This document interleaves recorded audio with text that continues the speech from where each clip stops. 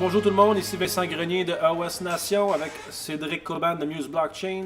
Aujourd'hui, on parle de l'équipe derrière le projet AOS, en particulier le génie Dan Larimer. Donc, Cédric est dans l'industrie du blockchain depuis 2011 à peu près, et il a vu tout ça, tout ça se passer. Donc, Dan Larimer qui a inventé BitShares, Steam, il a vu l'évolution un peu de tout ça. Donc, il va nous expliquer aujourd'hui comment ça s'est passé, puis un peu la philosophie de Dan Larimer. Donc, je laisse la parole à Cédric. Merci. C'est difficile de rentrer dans ce sujet-là. Pas parce que c'est émotionnellement difficile, mais c'est parce qu'il y a tellement de stock. En gros, quand j'ai découvert Bitcoin, au début, je pensais que c'était juste cool, une devise. J'ai jamais vu la technologie derrière. C'est en 2013, décembre 2013, il y avait la géante bulle qui allait vers les 1000$. Que j'ai commencé à me réintéresser dans le sujet, ce qui est bizarre, là, que le côté financier m'a intéressé. En plus, c'est quoi le potentiel de la technologie. Puis, quand tu commences à faire tes recherches, tu trouvais quelques camps. Les deux gros camps, c'était la communauté un peu derrière Ethereum, puis la communauté derrière Dan Larimer, qui était la BitShares community. La grosse différence entre ces deux-là, c'était avec Ethereum, c'est beaucoup des développeurs. Tu avais des mathématiciens, des développeurs. Game theory. Là, je simplifie. Il y a une énorme communauté aujourd'hui. Mais dans ce temps-là, c'était plus mathématiciens, codeurs. Côté BitShares, c'était plus des économistes. Je dis tout le temps l'exemple de Dan Larimer. Si vous avez déjà vu le film Sin City, il y a un gros gars qui s'appelle Marv, puis le narrateur dit « Ce mec est né dans la mauvaise époque. Okay? Dans toutes les autres ères, il aurait été gladiateur, il aurait eu les filles, la bière, la vie de rêve. Mais il est né dans l'ère moderne, fait que c'est juste un gros gars tout seul qui boit sa bière au bar, qui est laid. Dan Larimer, c'est le contraire. Dans toutes les époques au monde, il aurait été un coup de masse à la tête, il est mort. Okay? Mais aujourd'hui, son père lui a montré à coder, à développer. Il s'intéresse incroyablement à l'économie. Fait que, quand je dis économie, je parle pas des calculs, je parle à Human Action, plus la branche autrichienne. C'est vraiment cette branche-là que lui va dire qu'il est intéressé à. Puis il est intéressé aussi dans la finance. Puis politiquement, il est engagé dans le sens qu'il veut libérer comme l'humanité de la tyrannie. Fait que, mettre tout ça ensemble, puis il existe au moment où l'idée de Bitcoin et la blockchain sort. Fait qu'il y a tous les skills, les intérêts, la drive, le meaning pour partir un projet qui va faire exactement ce que EOS essaie de faire. C'est quoi sa mission, Dan? Sa mission, la manière que lui le dit, c'est en français, ce serait trouver des solutions de marché libre, okay, donc sans coercition, de sécuriser la vie, la propriété et la liberté. Okay? Donc, une manière qui n'est pas « fais ça, sinon je te tue », okay, de sécuriser des biens. Fait que, par exemple, la non-violence. C'est utiliser des systèmes non-violents pour sécuriser tout ce qui est propriété, liberté et la personne. Donc, c'est vraiment cette philosophie-là un peu qui vient chercher tout ce qu'il fait. Fait qu'en 2013, en tombant sur la communauté BitShares, ce qu'on peut voir, c'est que tout le monde dans le forum BitShares Talk discutait de différents problèmes. Et Dan, c'était dans les premiers à vraiment sortir, take a step back, regarder le problème d'un nouvel angle, puis dire, regarde, il y a des prémices de base qu'il faut reconsidérer. Par exemple, la communauté, c'était mining. Okay? La manière qu'on libère le monde, c'est à travers le mining. Okay? Ça, c'était une prémisse que d'après lui était fausse. Il dit non. L'idée du proof of work, c'est la première manière qu'on a trouvée pour arriver à un consensus avec la technologie. Mais il y a probablement des meilleures manières, plus économiques, moins énergivores, qui alignent les incitatifs mieux entre le détenteur du jeton, comme le Bitcoin ou l'Ether ou le Steam, et les block producers. Il y a beaucoup de prémices qu'il a revisitées. Puis il est assez sharp mentalement. Ben, il est très sharp mentalement pour se défendre, malgré qu'il y a beaucoup de personnes qui vont l'attaquer. Il y avait beaucoup de zealots, les Bitcoin maximalistes, qui disaient non, tu comprends pas, il faut être décentralisé le plus possible, il faut qu'il y ait le plus de nodes possible. Puis lui, sa connaissance en économie autrichienne, la vraie économie, il venait dire non, regarde, tu payes un prix trop cher par node, ce qu'il faut, c'est. Il y a un maximum et un minimum. Puis, anyway, pas pour rentrer dans ce point-là, là, mais lui, ce qu'il faisait, c'est sur le forum, il débattait publiquement avec les autres, puis il était vraiment capable de tenir son bout. Puis quand l'autre avait raison, Dan revenait. Puis il disait, OK, j'ai une nouvelle proposition, puis ça l'incluait ce que les autres disaient. Donc c'est le contraire d'un débat Internet habituel où t'es con, tu le réalises juste pas, je vais jamais changer mon opinion parce que je suis intelligent. Ça, c'est le débat habituel d'Internet. C'est vraiment un combat. Avec Dan, c'était complètement différent. C'était une discussion très, très importante, mais que les émotions, ils restaient pas. C'était vraiment pour faire un produit meilleur. Fait que ça, c'était vraiment, vraiment impressionnant de Dan. Puis c'était lui moi, je suivais ses posts sans arrêt. Là. Fait que c'était vraiment... puis il y en avait quelques-uns qui ont suivi ARHAG, ARHAG. Lui, il est rendu dans iOS. Pour une raison que du jour 1, tu voyais la qualité de ses posts. La moitié du monde ne comprenait pas. Puis le reste du monde disait écris-le en moins de texte, s'il vous plaît. Too long didn't read. Ajoute des too long didn't read. Mais la qualité que ce gars-là amenait était incroyable. Puis ça attirait de plus en plus de monde qui était calé en économie. Fait que pour aller à ses projets, ça c'est la communauté derrière lui qui le suivait. Puis ça a fait des bonnes discussions. Puis son premier projet c'était ProtoShares. ProtoShares, ça avait du mining. Et c'est quand il a découvert que le mining avait une meilleure manière de peut-être faire les choses, qui a changé. Il a inventé un autre truc qui s'appelait Angel Shares, qui était pas mal le début des airdrops. Fait que quand il a sorti BitShares, il y a un pourcentage qui était allé aux gens qui détenaient des ProtoShares pour pas que ce monde-là qui avait participé à ce projet-là, ça les ait donné rien là, financièrement, de tout plugger leur machine et de participer là-dedans.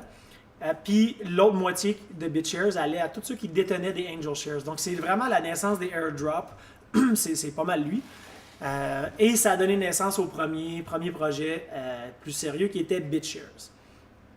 Son projet BitShares, lui, il voyait un gros problème dans l'écosystème. C'est que d'un, la crypto pouvait amener, libérer l'humanité, mettons, mais il y avait des problèmes avec les exchanges. Il y avait juste Mt. Gox. Il y avait Mt. Gox, Trade Hill. Il y avait vraiment pas grand-chose. Fait qu'il y avait un danger incroyable où amener la valeur du système actuel à la crypto. S'il y avait un gros bottleneck, il y avait un mur au milieu, puis c'était Marketplace au Japon. Là. Fait que lui, ce qu'il a voulu faire, c'est que si jamais le gouvernement va arrêter ça, ils font juste fermer une exchange. Puis c'est fait, on ne sait pas quoi faire après, puis ça va peut-être faire un précédent, puis là, il n'y en a pas d'autres qui pop-up nulle part. Lui, il a voulu faire un exchange décentralisé, donc il a commencé BitShares. Et le chemin vers BitShares était vraiment incroyable. C'est là qu'il y a eu beaucoup d'innovations, comme Delegated Proof of Stake. Au début, c'était TAPOS, Transactions as Proof of Stake. Ça c'est encore dans tous ces projets. Là. Ça protège de replay transaction, puis des trucs de même. Mais anyway, une fois qu'il a trouvé TAPOS, que chaque user, avec chaque transaction, c'est eux qui sécurisent le réseau. C'est pas comme un Tangle, mais c'est comme un peu le concept, comme IOTA et tout ça.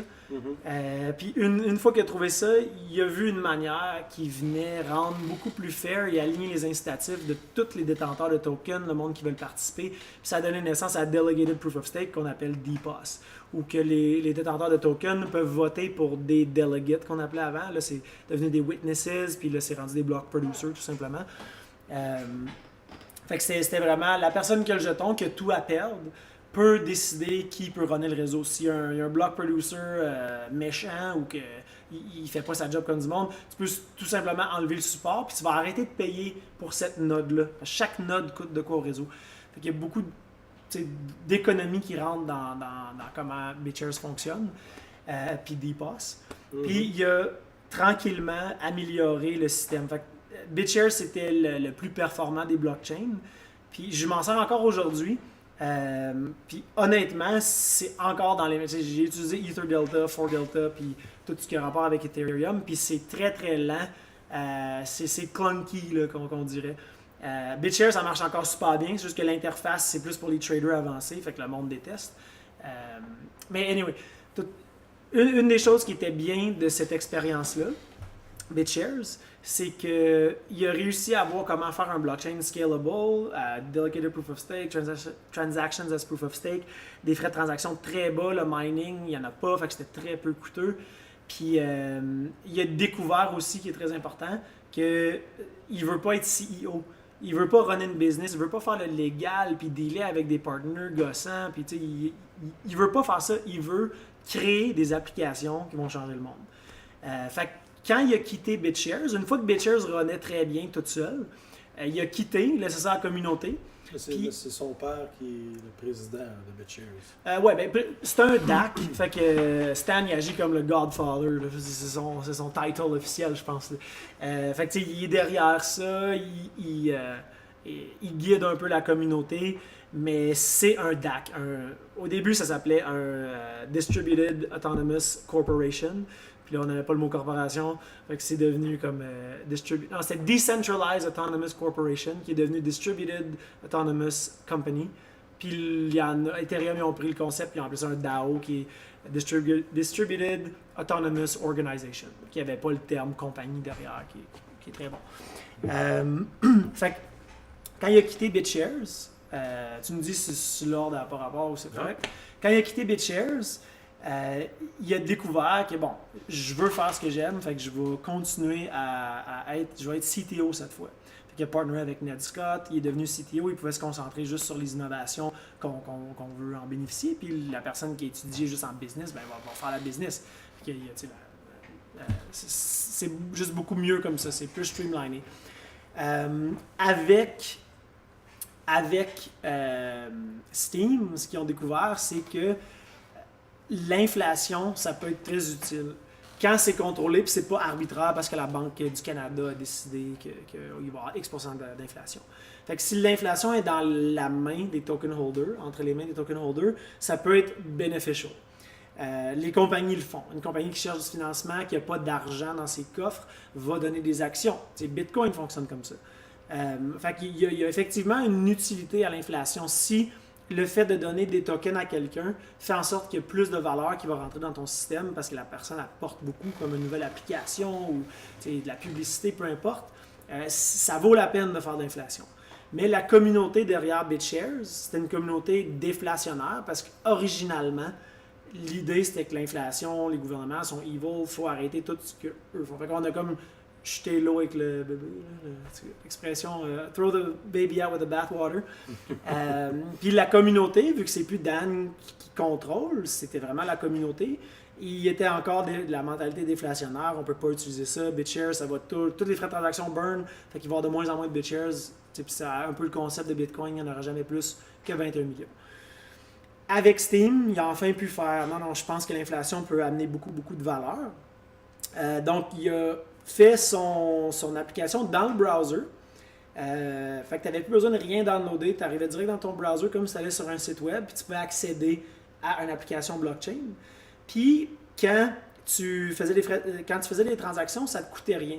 Donc ce serait l'innovation qui est essentielle pour que les blockchains ça puisse aller mainstream. Étant donné que toutes les fois que tu utilises le réseau, ça ne te coûte rien. Pareil comme Facebook. Okay? Sauf que Facebook nécessite les pubs parce qu'il subventionne l'utilisateur.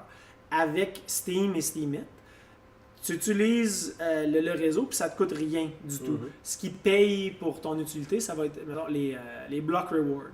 Okay? Fait que, comme dans Bitcoin, ce serait les bitcoins qui arrivent aux mineurs à toutes les 10 minutes. Là. Mais dans ce cas-ci, c'est l'inflation qui arrive à toutes les quelques secondes, à tous les blocs.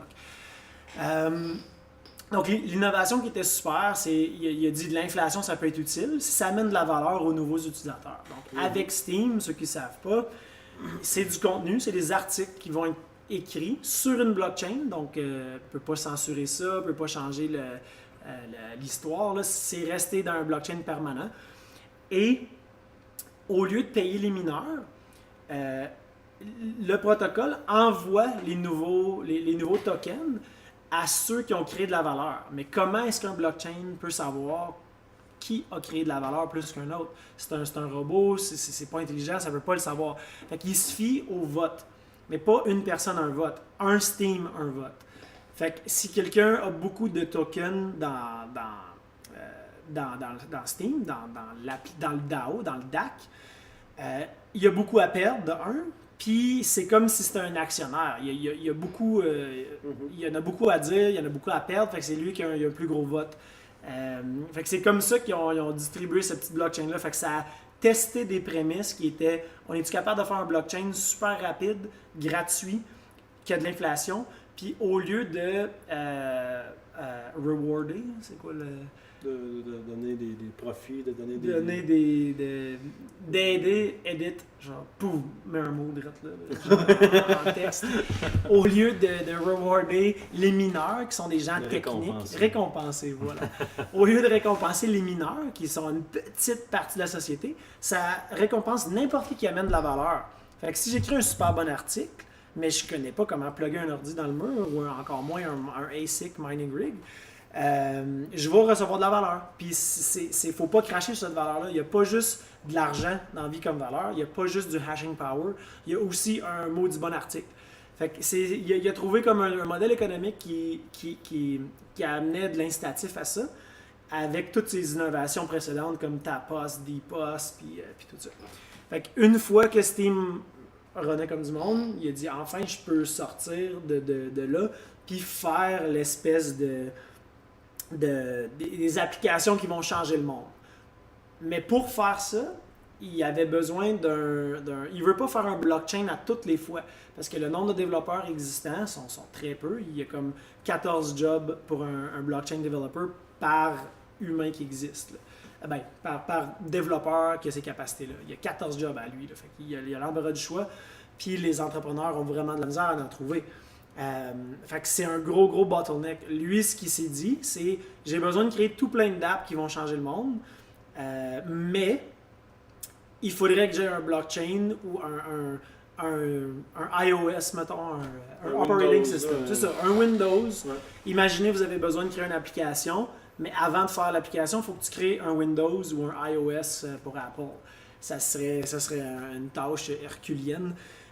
Fait que lui, ce qu'il fait, c'est un espèce de Windows pour les blockchains. Comme ça, les développeurs, dont lui, vont pouvoir venir dessus, juste créer leur application qui va changer le monde, qui n'est pas arrêtable, qui est décentralisée, qui ne coûte rien, qui est rapide.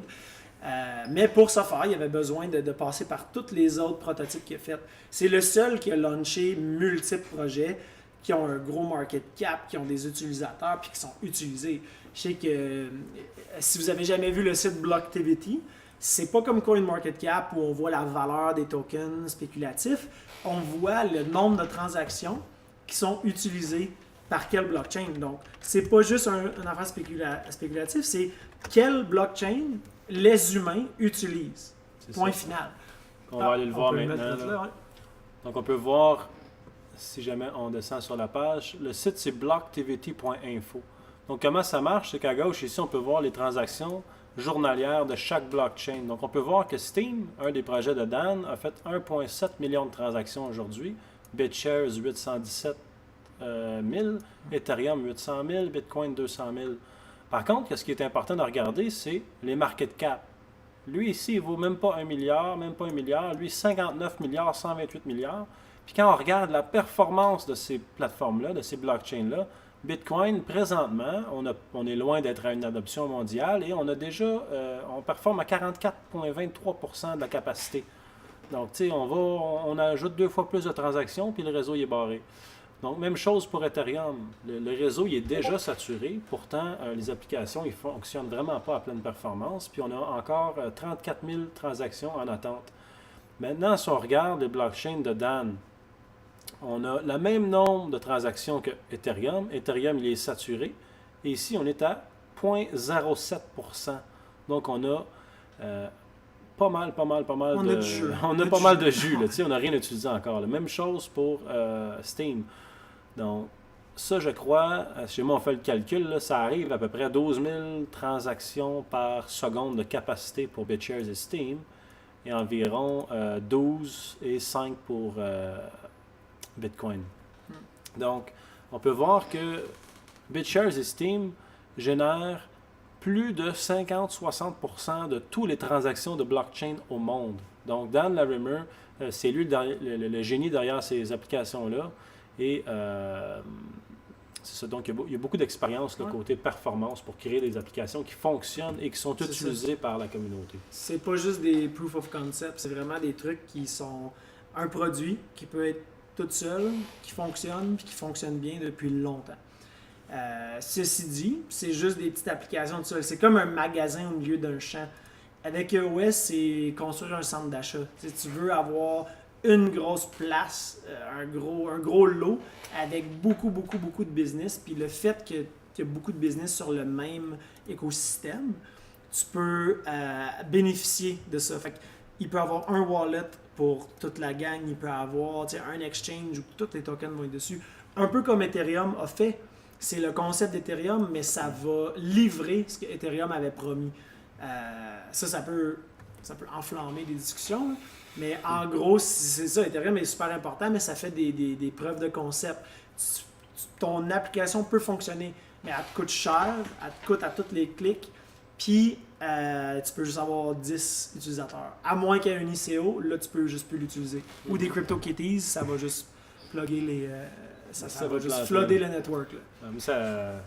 Ça m'insulte un peu. À un moment donné, je m'estinais avec quelqu'un sur Internet, puis on parlait d'Ethereum, puis il disait « Ah, c'est pas grave, c'est comme l'Internet, ça prend son temps avant d'augmenter la capacité du réseau. » Mais j'étais comme « Ouais, mais c'est parce qu'il y a comme 1000 applications qui sont là, qui attendent présentement. Là. Eux, ils font pas de revenus parce que leur application est difficile à monétiser, parce qu'il faut toujours que les gens paient des frais de transaction. C'est lent, donc ça presse. Là. Ces applications-là, ils ont besoin de revenus. Il y a peut-être des gens qui vont perdre leur emploi si jamais ça ne débloque pas. Puis, donc, il va y avoir plusieurs options. Est-ce qu'on va aller vers EOS? Est-ce que Ethereum va finalement régler ses problèmes de performance? Donc, c'est vraiment important de régler cette partie-là. Là. Il y a beaucoup de ces entrepreneurs-là aussi qui se sont... Il n'y en a pas 2 millions d'experts de blockchain dans le monde. Puis souvent, l'entrepreneur dit « OK, je vais aller sur c'est quoi le numéro 2, c'est Ethereum. Ça doit être la meilleure chose qui existe. » Puis ils choisissent, ils prennent une décision business, qu'on va y aller avec ça, c'est plus secure, c'est ça qu'on a besoin. La Bitcoin, c'est pas ce qu'on cherche, on cherche du Turing Complete. Voilà, ils embarquent là-dessus avec une vraie décision sensée, mais ils se sont jamais fait dire que ça scale pas. C'est aucunement quelque chose. Tu n'auras jamais plus que 15 clients qui peuvent faire la même chose en même temps. Okay? Fait que c'est ça, c'est... Il y a beaucoup de... Avec les discussions avec iOS à cette heure, c'est un point qui revient souvent. C'est pourquoi tu le ferais là-dessus, ça ne scale pas. Pourquoi tu ne le fais pas sur iOS, ça scale, c'est gratuit. Puis il y en a beaucoup qui sont surpris de ça. On m'a pas dit ça. Mais le fait qu'ils se sont pas dit ça, c'est quand même... Il y a combien d'employés sur le payroll? Ça fait combien de temps que tu travailles là-dessus? C'est pas triste, ça peut être triste dans certains cas, mais c'est juste dangereux. Fait que là, le fait que EOS est en train de launcher en ce moment, là qu'on se parle, j'espère qu'il n'y a pas une catastrophe là, pendant que je dis ça, je sais pas quand que ça va airer, ça va faire en sorte que, enfin, les projets qui attendent sur le stand-by, qui peuvent techniquement changer le monde dans plusieurs aspects de l'économie, peuvent enfin avoir une place où aller pour scaler, aller chercher des clients, aller chercher des users, aller chercher ta grand-mère pour qu'elle puisse utiliser une application qu'elle a toujours rêvé, dépendamment de ta grand-mère. Ouais, fait que c'est vraiment intéressant. On a vraiment fait le tour de Dan Larimer. Donc, pour résumer un peu, Dan Larimer, ça fait que depuis qu'il y a 12 ans qu'il programme, il est très intelligent. Il a bâti plusieurs applications. Même avant qu'il découvre les cryptos, il cherchait à faire une crypto-monnaie avant qu'il ait découvert Bitcoin. Fait que, ça fait longtemps qu'il code. Là. Fait qu'il sait qu'est-ce qu'il fait, il connaît beaucoup la finance et tout ça. Puis, si jamais vous voulez en connaître davantage sur Dan Larimer, vous pouvez aller sur notre plateforme EOS Awesome. Donc, allez sur notre site internet, là, eosnation.io. Il va y avoir un piton au centre de la page là, qui va mentionner archive EOS ou quelque chose comme ça en anglais. Bref, vous allez tomber sur cette page-là. Puis cette page-là, c'est quoi? C'est notre GitHub. Donc, c'est un peu une liste de tous les articles intéressants et le contenu intéressant sur AOS. Donc, si jamais on descend ici, on va aller voir les réseaux sociaux de Dan Larimer. Donc, jamais vous regardez ici, là, Steemit Accounts to Follow, là, on a Dan Larimer et tous ses blogs. Donc, vous pouvez voir toutes les choses qu'il a publiées qui étaient très intéressantes. Dan a 1, 2, 3, 4 blogs personnels, 4 différents sites. Par exemple, vous pouvez aller voir ici Historical Facts about Daniel Larimer and his contributions to the blockchain industry. Sinon, il y a beaucoup de publications intéressantes. Là. Si vous voulez voir quelque chose d'assez intéressant aussi, regardez son blog personnel où il parle de un peu les projets qu'il mijote dans sa tête. Il veut créer des applications, il veut pas faire un Twitter ou un Instagram. Steemit, c'était vraiment comme un preuve de concept, voir si ça fonctionnait, ses théories. Mais ce qu'il veut faire, c'est des trucs qui vont changer le monde, dont une version de Universal Basic Income, qui est pas prendre l'argent de Bob pour payer Alice, mettons. Fait que c'est une manière de faire ça volontairement sur un blockchain. Puis il y a aussi ramener les Mutual Aid Societies du bon vieux temps avant que les compagnies d'assurance lobbyent pour rendre ça illégal. Fait que ça, c'est deux choses ça remplace le filet social de la société en entier. Fait que si tu es capable de faire ça sur iOS, c'est pas une application pour share des photos. Là. C'est quelque chose qui a des effets sérieux sur la société en général. Sinon, un autre aspect important, il y a souvent des débats. Les gens disent « Ah oui, mais moi, je veux une crypto-monnaie qui est privée. Je veux pas qu'on puisse voir mes transactions. Je veux cacher ça du gouvernement ou quoi que ce soit. » Dan, il explique ici « Does freedom require radical transparency or radical privacy? » Fait que qu'est-ce qu'il explique, c'est que on est mieux de vivre dans un monde complètement transparent. Pourquoi? C'est parce que si jamais tout est transparent, il n'y a pas personne qui peut agir de façon malicieuse. Donc, il n'y a pas personne qui peut partir avec de l'argent, qui peut voler, parce que tu peux voir aussi que l'argent est rendu. Donc, ça va permettre à tout le monde d'agir de façon honnête et intègre si jamais tout est transparent. Puis ça va de même pour un gouvernement. Si on parle juste... je ne sais pas si c'est vrai ou des conspirations, mais on entend dire comme quoi que le gouvernement américain aurait perdu 3 trillions de dollars et que la journée que les deux tours se sont écroulés, il y a un avion qui aurait rentré dans le Pentagone à l'endroit exact où les documents qui prouvaient ça y étaient. Fait que là, on ne sait plus sont où les 3 trillions. Fait que si c'est vrai, cette histoire-là, ça veut dire que le gouvernement peut nous cacher des choses qui sont bien plus importantes que ce que tous les gens de la communauté font de mal. Fait que si jamais c'est transparent pour tout le monde, que ce soit pour nous, les individus, mais aussi les gouvernements. Donc, ça peut être très intéressant. Imaginez le politicien qui dit « Oui, il y a un système pour montrer les registres transparents de ce qu'on fait avec l'argent, avec votre argent, mais on ne le prendra pas. » C'est sûr que l'autre candidat qui dit « Non, moi, si je rentre... si je suis premier ministre, on va changer le système pour que vous voyez exactement ce qu'on fait avec l'argent. » C'est une fois que ça devient possible, ces systèmes-là, c'est difficile de justifier que tu veux cacher à ta population ce que tu fais avec. C'est possible, mais c'est difficile. Fait que ça l'amène des nouveaux débats dans la société, encore une fois. Puis c'est une des raisons pourquoi que le blockchain est intéressant. Parce que c'est pas juste une action 2.0 ou de l'or 2.0. Ça change beaucoup la philo derrière. Puis on parlait de Dan, la philo derrière, faites un peu vos recherches, suivez son blog, puis ça va vous donner une idée un peu dans quoi vous embarquez quand vous embarquez avec EOS. Parce qu'il y a beaucoup de cette philosophie-là qui est codée dans le système. Puis ça, c'est important. C'est important de savoir parce que c'est une plateforme qui a des certaines valeurs. Et quand tu entres dans un système, c'est pas un monopole. Ce système-là, c'est opt-in. Donc, si tu aimes ces valeurs-là, tu décides d'utiliser cette application-là, de construire par-dessus, de l'utiliser comme portefeuille, d'utiliser les applications. Puis, c'est juste important de savoir dans quoi vous vous embarquez. Parce que pour la première fois, vous avez le choix. C'est pas un système imposé, top-down, il y a un monopole sur votre partie géographique du monde. C'est opt-in. Faites ce que vous voulez, choisissez l'application qui marche le mieux pour vous. Mm-hmm. Oui, exactement. Puis il a publié d'autres articles très intéressants, comme on peut voir ici « Why every blockchain needs a constitution ». Donc, c'est pourquoi est-ce qu'on a besoin d'une constitution. Ça, c'est vraiment important. Donc, la constitution, ça nous aide de gouverner le blockchain, d'amener un peu code de conduite pour les utilisateurs du réseau. Puis quand il y a un conflit, bien, ensuite de ça, on peut régler le conflit selon la Constitution. On ne les règle pas selon les lois des différents pays des utilisateurs. T'sais. Fait que ça, c'est vraiment intéressant. Sinon, une autre publication très intéressante de Dan Larimer, c'est celle-ci qui est Why do we fight to change the world? Fait qu'il parle un peu de sa mission et de comment il voit le monde, la philosophie de Dan Larimer. C'est vraiment une longue publication, mais ça vaut vraiment la peine de la lire là, parce que c'est très intéressant. Et puis juste pour le fun ici, là, ça c'est une publication Steemit. Comme vous pouvez voir, Steam, il vous paye pour vos publications. Fait que Dan Larimer, il a été payé 2600 $ pour cette publication-là. Fait que, il a peut-être passé quelques heures à écrire ça, hein, peut-être, je sais pas moi, 4 heures, puis il s'est fait payer 2700 $. Même ceux qui commentent, là, ils peuvent recevoir. Il y a 160 $ pour ce commentaire-là, parce qu'il y a 30 personnes qui ont voté. Mm-hmm. Fait que Steam, c'est vraiment une plateforme révolutionnaire. Moi, personnellement, j'ai écrit une publication à un moment donné, ça m'a pris 1 heure, j'ai fait 100 $. C'est pas ça n'a pas de l'air world changer pour nous, mais pensez, comme nous, West Nation, on a des ambassadeurs un peu partout dans le monde. Et on en a un, entre autres, qui s'appelle Toju Kaka. Toju Kaka, il est situé au Nigeria.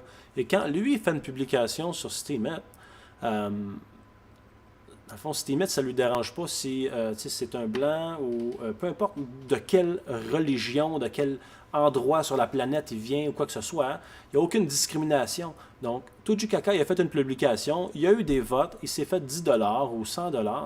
Mais faites juste penser à ça. Toju Kaka, il habite au Nigeria. 10 $, là, ça nourrit sa famille pendant 1 semaine. Donc, c'est vraiment... ça change tout pour lui. Là. Et donc, Steemit est en train de changer la vie de plusieurs centaines de milliers de personnes dans les pays plus défavorisés. Donc, c'est vraiment une bonne plateforme. Et il y en a plusieurs autres à venir. Entre autres, on va avoir un Steemit là, qui va être bâti sur le réseau EOS. Par contre, ça ne s'appellera pas EOS. Et on va venir régler les problèmes de la plateforme Steam. Donc, ça, c'est vraiment intéressant. Donc, je pense qu'on a fait vraiment le tour de Dan Larimer. C'est qui cette personne-là? Et c'est quoi sa contribution là, dans le monde du blockchain? Puis pourquoi est-ce qu'il est en train de bâtir EOS? Il y en a beaucoup qui disent « Ah oui, mais Dan Larimer, il a bâti BitShares, il a bâti Steam. Fait qu'il fait juste bâtir un projet puis il s'en va. » Jamais on lit sur Dan, c'est ça qu'on trouve des fois. Puis c'est complètement faux.